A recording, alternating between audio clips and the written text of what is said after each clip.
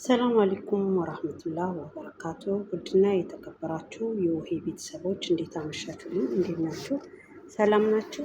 ከኔ ጋር ሁሉ ሰላም፣ ከእናንተ ጋርም ሰላም እንደሚሆን ተስፋ አደርጋለሁ። በያለንበት አላህ ይጠብቀን፣ ሀገራችንን ሰላም ያደርግልን። እንግዲህ ዛሬ ደግሞ በሌላ ቪዲዮ ከተፍ ብዬላችኋለሁ። እንዴት ናችሁ? ለዚህ ቤት አዲስ የሆናችሁ ላይክ፣ ሰብስክራይብ እያደረጋችሁ አበረታቱን።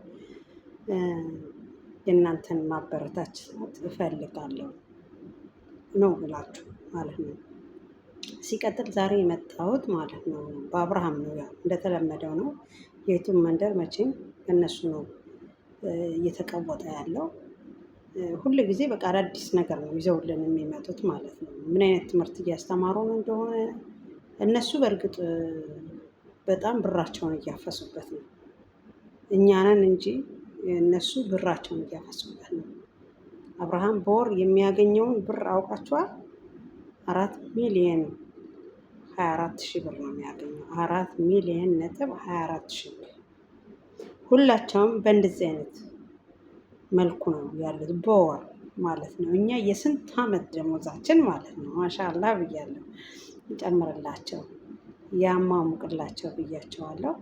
እና እኔ የምለው ዛሬ ማለት ነው የመጣሁት በአብርሃም እና በፍቅር ጉዳይ ነው የመጣሁት ማለት ነው። እና ሲጀመር ማለት ነው ሁል ጊዜ አብርሃም እንደተባለው ማለት እሱ በእግሩ ነው ሮም ውስጥ የሚገባው አይደል እንዴ? መኪናውን ራሱ ነው እየነዳ የሚሄደው አይደል እንዴ? መቼም የሞተ ሰው አይደለም።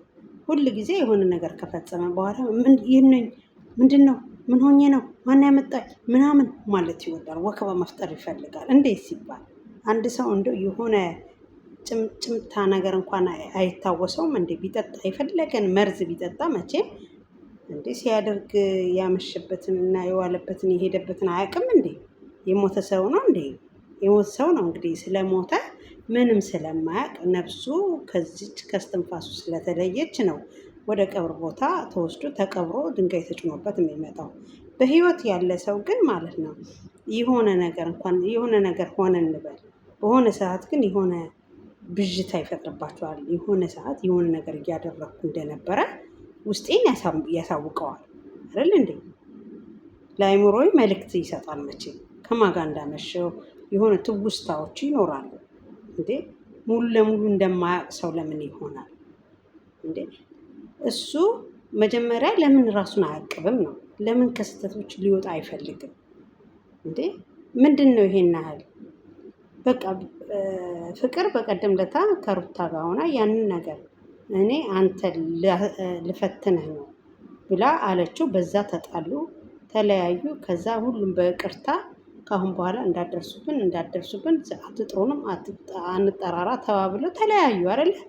እሱ ከዛ በኋላ መኪና ውስጥ መሳሳሙ፣ በመኪና መሸኘቱ፣ ፕሮግራም ቦታ አብሮ መሄዱ ምን አስፈለገ? በቃ እሱ ወንድ ከሆነ እሱ ራሱን ንጹህ ለማድረግ ከፈለገ ከእንደዚህ አይነት ጣጣ ውስጥ መለየት ነው ያለበት፣ መውጣት ነው ያለበት። እንደውም እኔ በቃ ካልፈለግኳቸው ስልካቸውን ሁሉ ብሎክ ነው የማደርገው። እንዲደውሉልኝም አልፈልግም። ግን ቢዝነስ ነው እየሰሩ ያሉት።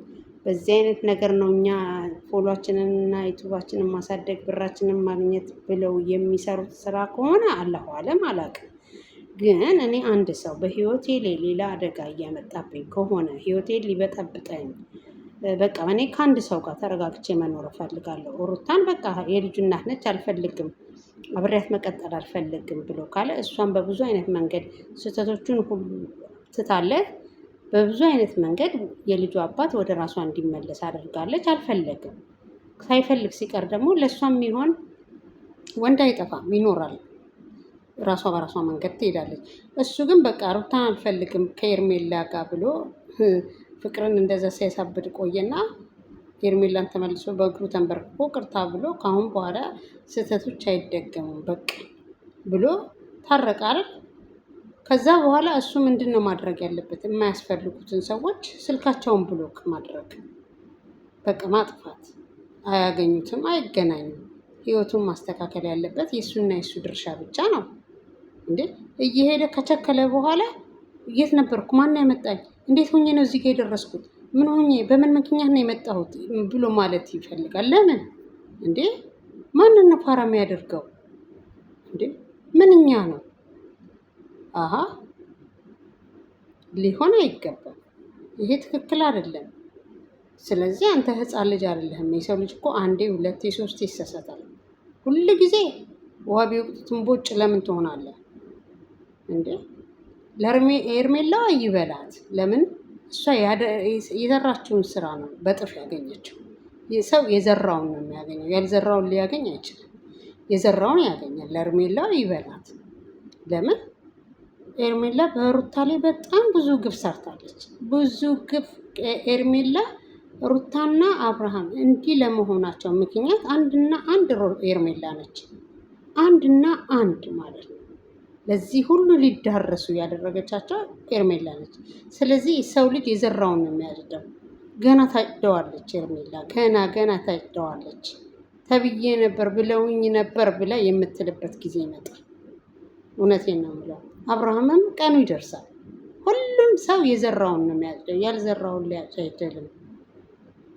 ስለዚህ አልጋ ላይ ገብተህ ጫማህን አውልቀህ ተኝተህ ልብስህን አውልቀህ ተኝተህ እራት በልተህ መጠጥህን ጠጥተህ ሄደህ ተጋድመህ ልክ ስትቀሰቀስ እንዳልሆነ እንደ አዲስ እንዳልሆነ ፌር የምትሰራው ነገር አያስፈልግም። ይሄ ሊያስማማ አይችልም።